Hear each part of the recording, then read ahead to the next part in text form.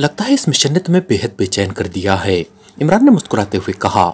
इमरान साहब, ये दुरुस्त है कि आप यहूदियों के बारे में मुझसे ज्यादा जानते हैं, लेकिन आपका ज़र्ब बहरहाल बड़ा है कि आप इसके बावजूद इस कदर मुतमईन नजर आ रहे हैं, जबकि मुझे हर लम्हा खतरे का लम्हा लगता है। ब्लैक ज़ीरो ने कहा। फिक्र तो मुझे भी है, लेकिन मेरा ख्याल है कि ब्लैक हैट अभी इब्तिदाई मराहिल में है, इसलिए इसराइल इस कदर भाग दौड़ कर रहा है ताकि हम वहां तक पहुंचना चाहे। अगर ब्लैक हैट फार्मूला मुकम्मल होने के करीब होता तो उन्हें इतनी परवाह ना होती, क्योंकि जब तक हम तमाम रुकावटें तोड़कर वहां तक पहुंचे वो उसे मुकम्मल करके वहां से ले जा चुके होते। इमरान ने जवाब दिया तो ब्लैक ज़ीरो ने इस्बात में सर हिला दिया। इमरान ने हाथ बढ़ाकर एक तरफ रखा हुआ ट्रांसमीटर उठाकर अपने सामने रखा और फिर उस पर टाइगर की फ्रीक्वेंसी एडजस्ट करना शुरू कर दी। आखिर में उसने ट्रांसमीटर का बटन ऑन कर दिया। Hello hello, Imran calling, over. Imran ने बार बार कॉल देते हुए कहा। यस बॉस, मैं टाइगर बोल रहा हूँ। मैंने आपके फ्लैट पर फोन किया था, मगर सुलेमान ने बताया कि उसे आपके बारे में मालूम नहीं है कि आप कहाँ हैं और कब वापस आ रहे हैं, ओवर। टाइगर ने कॉल अटेंड करते ही तफसील बताते हुए कहा। यह अचानक मेरी याद कैसे आ गई, ओवर। इमरान ने मुस्कुराते हुए कहा तो मेज की दूसरी तरफ बैठे हुए ब्लैक ज़ीरो के लबों पर भी मुस्कुराहट दौड़ने लगी और फिर जवाब में टाइगर ने ओकले के बारे में मालूमात मिलने से लेकर उससे तमाम मालूमात हासिल करने और फिर वहां से निकलकर इमरान को फोन करने तक की तमाम तफसील बता दी। मैं भी तुम्हें इसीलिए कॉल कर रहा था कि तुमसे उस फोन नंबर के बारे में डिस्कस कर सकूं। तुम इस वक्त कहाँ हो, ओवर। इमरान ने कहा। मैं अपने रिहायशी कमरे में हूँ बॉस, ओवर। दूसरी तरफ से कहा गया। ओके, मैं फोन पर राब्ता करता हूँ, ओवर एंड ऑल। इमरान ने कहा और ट्रांसमीटर ऑफ कर दिया। फोन के बारे में आप क्या बात करना चाहते हैं टाइगर से, ब्लैक ज़ीरो ने चौंक कर पूछा। ये फोन नंबर अजीब है, इसमें कोड तो मकामी एक्सचेंज का है लेकिन नंबर सैटेलाइट का है। मैंने राना हाउस की लाइब्रेरी में बैठकर इस बारे में कुतुब भी देखी, लेकिन कुछ पल्ले ना पड़ सका। टाइगर ने मुआसरती साइंस के बारे में काफी तफसील से पढ़ा हुआ है और वो अक्सर इस खुसूसी मजमून पर ज्यादा पढ़ता रहता है, इसलिए मैंने सोचा कि शायद वो इस मामले पर कोई रोशनी डाल सके। इमरान ने कहा। आप ये मालूम करना चाहते हैं कि ये नंबर कहाँ नस्ब है, ब्लैक ज़ीरो ने कहा।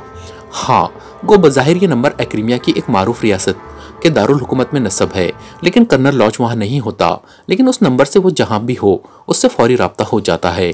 इसका मतलब है कि ये नंबर सिर्फ डॉज देने के लिए वहाँ नस्ब किया गया है। असल में ये कहीं और मौजूद है और मैं वो जगह ट्रेस करना चाहता हूँ ताकि उस कर्नल लॉज पर हाथ डाला जा सके, इमरान ने कहा और उसके साथ ही उसने रिसीवर उठाया और नंबर प्रेस करने शुरू कर दिए। टाइगर बोल रहा हूँ। राब्ता कायम होते ही टाइगर की आवाज सुनाई दी। टाइगर, जो फोन नंबर तुमने मुझे बताया है, क्या उसकी कोई खास बात तुमने मार्क की है, इमरान ने पूछा।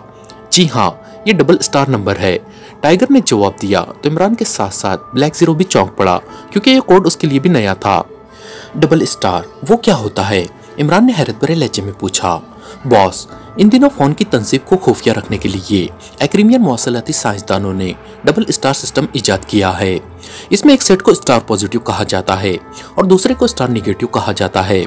स्टार पॉजिटिव का मतलब है कि कोड सैटेलाइट का, नंबर जमीनी एक्सचेंज का, जबकि स्टार निगेटिव का मतलब है कि कोड जमीनी एक्सचेंज का जबकि नंबर सैटेलाइट का।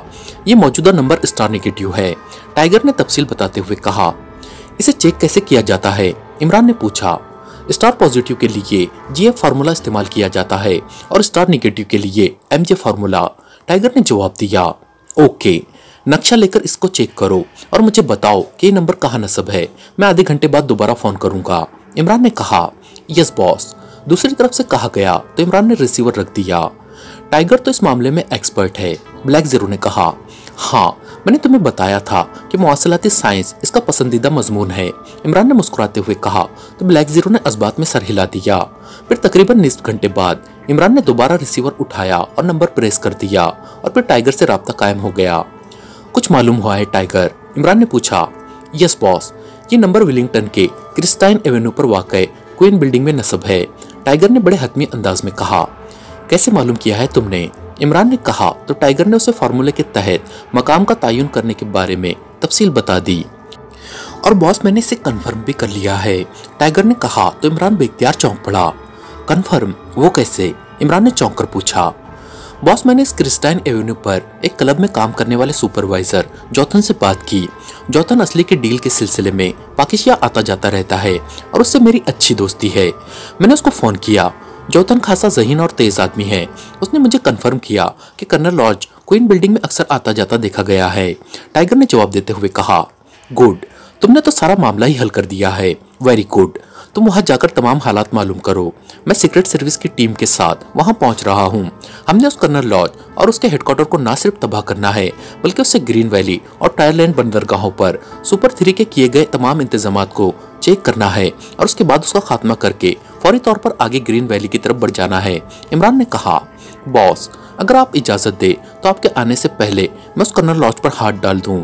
टाइगर ने कदरे हिचकिचाते हुए कहा, सुपर 3 एक्रीमिया और इसराइल की इंतहाई टॉप सीक्रेट एजेंसी है और इसमें ब्लैक एजेंसी और रेड एजेंसी के इंतहाई तरबियत याफ्ता अफराद शामिल हैं और मैं नहीं चाहता कि तुम्हें ज़ाय कर दूं। इसलिए तुमने सिर्फ मालूमात हासिल करनी है और वो भी इस सूरत में कि किसी को तुम पर कोई शक न पड़े।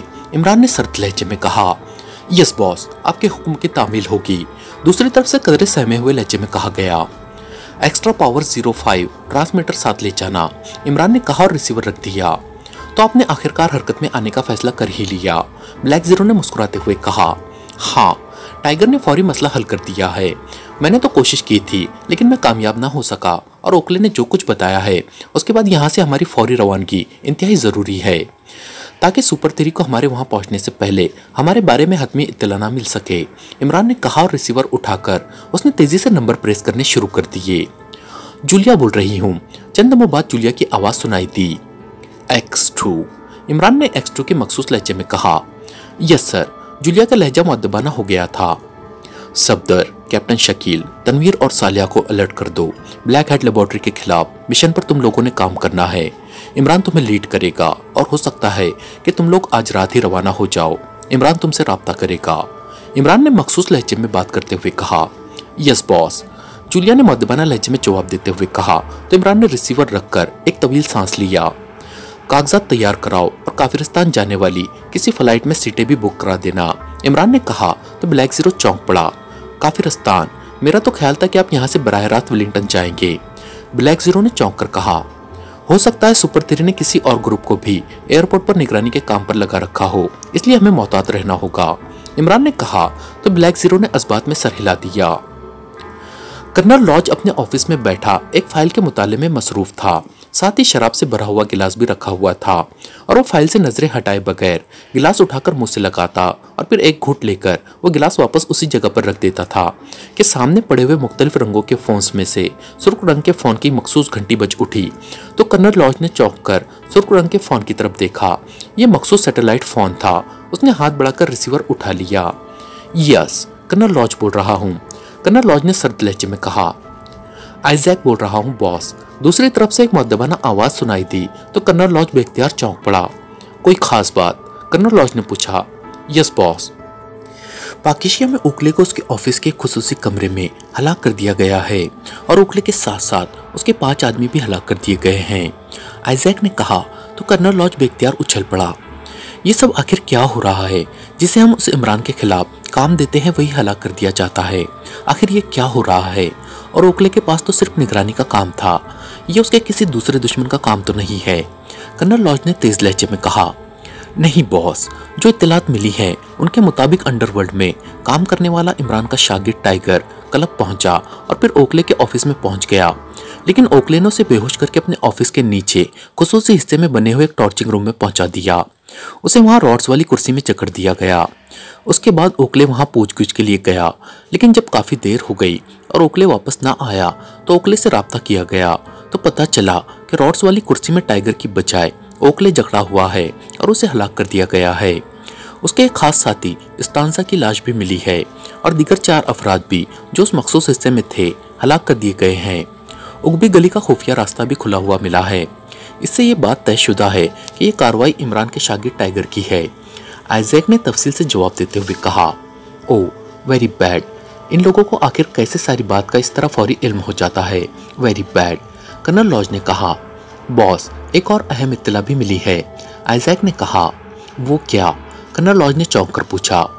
ओकले के अलावा मैंने अपने तौर पर पाकिस्तान दारुल हुकूमत एयरपोर्ट पर 2 आदमियों को भारी रकम देकर इमरान और उसके साथियों के बारे में निगरानी का काम सौंप रखा था ताकि अगर ओकले और उसके आदमी कामयाब ना हो सके तो भी हम तक इत्तला पहुंच जाए। उन्होंने इत्तला दी है कि 2 औरतें और 4 मर्दों का एक ग्रुप पाकिस्तान से काफिरिस्तान रवाना हुआ है उन आदमियों के मुताबिक इस ग्रुप में से एक का कदोकामत इमरान जैसा था और वह इमरान की तरह मुसलसल मजाहिया बातें भी कर रहा था। इस इत्तला पर मैंने फौरी तौर पर काफिरिस्तान में अपने एक ग्रुप काउस की ड्यूटी लगा दी कि वो इस ग्रुप को चेक करता रहे। इस ग्रुप के बॉस काउस ने इत्तला दी है कि ये ग्रुप काफिरिस्तान दारुल हुकूमत के एक होटल में ठहरा है और उन्होंने विलिंगटन के लिए सीटें बुक कराई हैं। आइजैक ने तफसील से बात करते हुए कहा, इसका मतलब है कि ये लोग मेकअप में पहले काफिरिस्तान गए हैं और वहां से यहाँ आ रहे हैं। वेरी गुड आइजैक, तुमने वाकई काम दिखाया है और तुम्हें इसका पूरा इनाम मिलेगा। वेरी गुड, कर्नल लॉज ने मसरत भरे लहजे में कहा। थैंक यू बॉस, आइजैक ने मसरत भरे लहजे में जवाब दिया। इस फ्लाइट की तफसील मालूम करो जिस पर उन्होंने सीटें बुक कराई हैं और जब ये वहां से रवाना हो तो उनके कागजात की कॉपियां भी सुपर एक्सप्रेस के जरिए मंगवा लो। कर्नल लॉज ने कहा, यस बॉस, मैंने इसका पहले ही इंतजाम कर लिया है।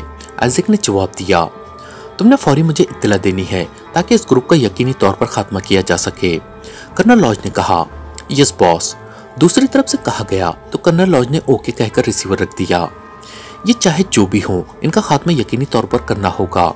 कर्नल लॉज ने रिसीवर रखकर खुद कलामी के से अंदाज में कहा और फिर तकरीबन 4 घंटों बाद एक बार फिर सुर्ख रंग के फोन की घंटी बज उठी तो कर्नल लॉज ने हाथ बढ़ाकर रिसीवर उठा लिया। यस, कर्नल लॉज बोल रहा हूँ, कर्नल लॉज ने कहा। आइजैक बोल रहा हूँ बॉस। दूसरी तरफ से आइजैक की आवाज़ सुनाई दी तो कर्नल लॉज बेख्तियार चौंक पड़ा। कोई खास रिपोर्ट? कर्नल लॉज ने पूछा। यस सर, पाकिस्तान से काफिरिस्तान पहुंचने वाले ग्रुप को एक्रीमियन दारुल हुकूमत विलिंगटन के लिए जिस प्रवास के लिए सीटें मिली थी उस फ्लाइट की तफसील रिपोर्ट और उनके कागजात की कॉपियां हासिल करके सुपर एक्सप्रेस के जरिए मुझ तक पहुंच चुकी है। मैंने स्पेशल कुरियर के जरिए आपको भिजवा दी है। जीरो हाउस से आप उसे तलब कर सकते हैं। आइजैक ने कहा, उनकी फ्लाइट किस वक्त काफिरिस्तान से रवाना होगी और किस वक्त विलिंगटन पहुंचेगी? कर्नल लॉज ने पूछा।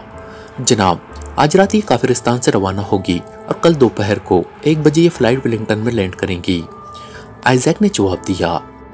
ओके, कर्नल लॉज ने कहा और रिसीवर रखकर उसने सफेद रंग के फोन का रिसीवर उठाया और यके बाद दिगरे कई बटन प्रेस कर दिए। Yes boss. राब्ता कायम होते ही दूसरी तरफ से एक निस्वानी आवाज सुनाई दी। लहजा मुअद्दिबाना था। जीरो हाउस के फिलिप से बात कराओ, कर्नल लॉज ने कहा और इसके साथ ही उसने रिसीवर रख दिया। थोड़ी देर बाद सफेद रंग के फोन की घंटी बज उठी तो कर्नल लॉज ने रिसीवर उठा लिया। यस, कर्नल लॉज ने कहा। फिलिप लाइन पर है बॉस, दूसरी तरफ से निस्वानी आवाज ने कहा। हेलो, कर्नल लॉज बोल रहा हूँ, कर्नल लॉज ने तेज लहजे में कहा। यस बॉस, मैं फिलिप बोल रहा हूँ, जीरो हाउस से। दूसरी तरफ से एक मर्दाना भारी आवाज सुनाई दी लेकिन लहजा बेहद मुअद्दिबाना था। आइजैक की तरफ से भेजे गए कागजात पहुंच गए हैं, कर्नल लॉज ने कहा। यस बॉस, एक पैकेट अभी मिला है, फिलिप ने जवाब देते हुए कहा। उस पैकेट को रिचर्ड के पास भिजवा दो, कर्नल लॉज ने कहा। Yes boss. दूसरी तरफ से कहा गया तो कर्नल लॉज ने रिसीवर रखा और फिर सिया रंग के फोन का रिसीवर उठाकर उसने तेजी से नंबर प्रेस करने शुरू कर दिए। रिचर्ड बोल रहा हूँ। राब्ता कायम होते एक मर्दाना आवाज सुनाई दी मगर लहजे में करक की नुमाया थी। कर्नल लॉज बोल रहा हूँ, कर्नल लॉज ने कहा। यस बॉस, हुक्म फरमाए। दूसरी तरफ से इस बार मुअद्दिबाना लहजे में कहा गया। जीरो हाउस से तुम्हारे पास एक पैकेट भिजवाया जा रहा है। उस पैकेट में काफिरिस्तान से विलिंगटन पहुंचने वाली एक फ्लाइट की तफसीलात हैं और इस फ्लाइट में सफर करने वाले एक पाकिस्तानी ग्रुप जिसकी तादाद 6 है, जिसमें 2 औरतें और 4 मर्द शामिल हैं, के कागजात की कॉपियां मौजूद हैं और यकीन किया जा रहा है कि ये ग्रुप दरअसल पाकिस्तान सीक्रेट सर्विस का है जो हमारे हमलों से बचने के लिए इस मेकअप में पाकिस्तान से पहले काफिरिस्तान गया है और अब काफिरिस्तान से विलिंगटन आ रहा है। कर्नल लॉज ने तेज तेज लहजे में तफसील बताते हुए कहा। इस ग्रुप का क्या करना है बॉस? रिचर्ड ने पूछा। मुझे इस ग्रुप की लाशें चाहिए, तुम जो तरीका भी चाहो इख्तियार करो, मुझे इससे कोई गर्ज नहीं, लेकिन काम हतमी और यकीनी तौर पर होना चाहिए, कर्नल लॉज ने कहा। क्या इनकी पहले चेकिंग करनी है बॉस कि ये ग्रुप वही है जो आप बता रहे हैं या नहीं? रिचर्ड ने पूछा। तस्दीक के चक्कर में मत पड़ो रिचर्ड, वरना ये लोग उल्टा तुम्हारा और तुम्हारे आदमियों का खात्मा कर देंगे। इन्हें हलाक कर दो, उन पर अचानक हमला करके, और सुनो, जिस कदर अचानक हमला होगा उतना ही उनके खात्मे का स्कोप बढ़ जाएगा, कर्नल लॉज ने कहा। यस सर, हुक्म की तामील होगी। उनकी लाशों का क्या करना है? रिचर्ड ने पूछा। लाशें लॉर्ड हाउस में ले आना और फिर उन लाशों का मेकअप चेक करना और फिर मुझे रिपोर्ट देना, कर्नल लॉज ने कहा। यस सर, हुक्म की तामील होगी, रिचर्ड ने कहा। ओके, कर्नल लॉज ने कहा और रिसीवर रख दिया। अब उसके चेहरे पर कदरे इत्मीनान के तासुरात नुमाया थे, क्योंकि वो रिचर्ड और उसके ग्रुप की सलाहियतों से अच्छी तरह वाकिफ था। उसे मालूम था कि रिचर्ड और उसके साथी एजेंसियों के तरबियत याफ्ता अफराद हैं, इसलिए ये काम उनके लिए कोई मसला साबित ना होगा। टैक्सी विलिंगटन के मज़ाफ़ात में एक जदीद रिहायशी कॉलोनी, जिसका नाम विक्टोरिया कॉलोनी था, की तरफ बढ़ी चली जा रही थी। टैक्सी की उगबी नशीस्त पर टाइगर बैठा हुआ था। वो अपने असल चेहरे में था। इमरान की तरफ से कर्नल लॉज और उसके साथियों के बारे में तफसीली मालूमात का हुक्म मिलते ही टाइगर ने फौरी तौर पर एक ट्रैवलिंग एजेंसी को फ़ोन किया और उसे ये सुनकर बेहद खुशी हुई कि 1 घंटे बाद जाने वाली फ़्लाइट में उसे एक सीट मिल सकती है, क्योंकि उस सीट के मुसाफिर ने आखिरी वक्त में किसी मजबूरी की वजह से सफ़र मुलतवी करके सीट कैंसिल करा दी थी और इस सीट पर सफ़र करके वो कुछ देर पहले ही विलिंगटन एयरपोर्ट पर पहुंचा था। यहाँ से उसने क्रिस्टाइन एवेन्यू पर वाक़ क्लब और अपने दोस्त सुपरवाइज़र जोथन के बारे में मालूम किया तो उसे बताया गया कि जोथन की ड्यूटी ख़त्म हो गई है और वो अपनी रिहाइशगाह पर है। टाइगर के पूछने पर जोथन का एड्रेस और फ़ोन नंबर भी बता दिया गया। टाइगर ने एयरपोर्ट से ही जोथन की रिहाइशगाह पर फ़ोन किया तो जोथन उसकी आमद का सुनकर बेहद खुश हुआ और उसने उससे घर आने के लिए कहा और टाइगर ने एयरपोर्ट से टैक्सी ली और इस वक्त तो उस रिहाइश कॉलोनी की तरफ बढ़ा चला जा रहा था। थोड़ी देर बाद टैक्सी एक जदीद तामीरशुदा कॉलोनी में दाखिल हुई। ये मुतवस्सित तबके की रिहाइशगाह पर मबनी कॉलोनी थी। एक छोटी सी कोठी के फाटक के सामने टैक्सी रुक गई। टाइगर ने सुतून पर नस्ब प्लेट पर जब जोथन का नाम पढ़ा तो वो मुतमईन अंदाज में नीचे उतरा और उसने मीटर देखकर किराया और टिप दी तो टैक्सी ड्राइवर ने उसका शुक्रिया अदा किया और टैक्सी आगे बढ़ा ले गया। टाइगर ने आगे बढ़कर कॉल बेल का बटन प्रेस कर दिया। कौन है? कॉल बेल बटन के नीचे मौजूद डोर फोन की जाली से एक भारी सी आवाज सुनाई दी। Tiger from Pakistan. टाइगर ने कहा। ओ अच्छा, वही आवाज सुनाई दी और फिर थोड़ी देर बाद दरमियानी कद और दरमियानी जिस्म का एक आदमी बाहर आ गया। उसने सादा सा लिबास पहना हुआ था। ये जोथन था, टाइगर का दोस्त। उसने बड़ी गर्मजोशी से टाइगर का इस्तकबाल किया और थोड़ी देर बाद वो ड्राइंग रूम में बैठे कॉफी पीने में मसरूफ थे। कैसे आना हुआ तुम्हारा, और वो भी इस कदर अचानक? जोथन ने मुस्कुराते हुए कहा। पिछली बार जब तुमसे मुलाकात हुई थी तो तुमने मुझे बताया था कि तुम यहाँ के किसी सिंडिकेट के कर्जे में फंस गए हो। अब क्या सूरत हाल है? टाइगर ने उसकी बात का जवाब देने की बजाय दूसरी बात छेड़ दी और जोथन ने बेख्तियार एक तवील सांस लिया। अब क्या बताऊं, तुमने पिछली बार जो टिप दी थी उसने बड़ा काम दिखाया और मैंने ना सिर्फ अपना सारा कर्जा उतार दिया बल्कि एक भारी रकम भी जीत ली। लेकिन फिर किस्मत मुझसे रूठ गई और अब मैं दोबारा उसी जाल में फंसा हुआ हूँ। जोथन ने कहा। कितनी रकम है? टाइगर ने पूछा। $1,00,000। जोथन ने कहा तो टाइगर बेख्तियार चौंक पड़ा। इतनी बड़ी रकम कैसे हो गई? टाइगर ने हैरत भरे लहजे में कहा। बस एक लंबा हाथ मारने की कोशिश की और फंस गया। जोथन ने मुंह बनाते हुए जवाब दिया। लेकिन इतनी बड़ी रकम कैसे उतारोगे? टाइगर ने कहा। फिलहाल तो कोई रास्ता नहीं है और सिंडिकेट ने मुझे आखिरी मौका 1 हफ्ते का दिया है। अब सोच रहा हूँ कि इस 1 हफ्ते के बाद मजीद मोहलत हासिल करने की कोशिश करूँगा। अगर ना मिली तो फिर आखिरी सूरत यही है कि ये रिहाइशगाह फरोख्त कर दूंगा और इसके बाद क्या होगा ये मुझे मालूम नहीं। बहरहाल कर्जा उतारना है वरना वो मुझे गोली मार देंगे। जोथन ने कहा तो टाइगर ने जेब से एक चेक बुक निकाली और उसमें से एक चेक पर रकम लिखकर उसने नीचे दस्तखत किए और चेक जोथन की तरफ बढ़ा दिया। ये क्या है? जोथन ने चेक लेते हुए कहा। ये $2,00,000 का गारंटेड चेक है। $1,00,000 सिंडिकेट को देकर अपना कर्ज चुका देना और बाकी $1,00,000 खुद रखो। टाइगर ने कहा तो जोथन का चेहरा देखने वाला हो गया। ये क्या मतलब? इतनी भारी रकम तुम मुझे क्यों और किस मद में दे रहे हो? जोथन ने हकलाते हुए लहजे में कहा। पहली बात तो ये है कि तुम मेरे दोस्त हो और मैं नहीं चाहता कि तुम सिंडिकेट के हाथों मारे जाओ। दूसरी बात ये कि तुम्हें मालूम है कि मैं पाकिस्तान में मुख्तलिफ पार्टियों के लिए बड़े काम करता रहता हूँ और अब जिस काम के लिए यहाँ आया हूँ इस काम के लिए मैंने $10,00,000 का सौदा किया है। उसूल के मुताबिक $5,00,000 मैंने एडवांस वसूल किए हैं, बाकी काम के बाद वसूल करूँगा। इन $5,00,000 में से $2,00,000 मैंने तुम्हें दे दिए हैं। बस इतनी सी बात है। टाइगर ने कहा। नहीं, ये इतनी सी बात नहीं है टाइगर। कोई दूसरे को $1 भी अपने किसी मतलब के बगैर नहीं देता और ये तो बहुत बड़ी रकम है, मेरे जैसे आदमी के तस्वुर से भी बड़ी। लेकिन मैं तुम्हारा क्या काम कर सकता हूँ? जोथन ने कहा। जोथन, तुम मगरिब में रहते हो जहाँ वाकई ऐसा ही है जैसा तुमने कहा है, लेकिन मैं मशरिक में रहता हूँ और मशरिकी लोगों में दोस्ती, खुलूस और मोहब्बत की असल अहमियत है, दौलत की अहमियत नहीं है। और तुम बेफिक्र रहो मुझे तुमसे कोई काम नहीं है, मैं तो सिर्फ तुमसे मुलाकात के लिए आया हूँ और बस, टाइगर ने कहा। हैरत है, लेकिन फिर भी मैं तुम्हारा कोई ना कोई काम बहरहाल करना चाहता हूँ ताकि मेरे जहन से बोझ हट जाए। तुम मुझे बताओ, तुम यहाँ क्या काम करने आए हो? जोतन ने कहा। तुम्हें याद है मैंने तुम्हें पाकिशा से फ़ोन करके कर्नल लॉज के बारे में पूछा था और तुमने बताया था कि कर्नल लॉज को क्वीन बिल्डिंग में आते जाते देखा गया है। टाइगर ने कहा। हाँ, मुझे याद है, मगर, जोतन ने कहा, क्या तुम कभी उस क्वीन बिल्डिंग के अंदर गए हो? टाइगर ने पूछा।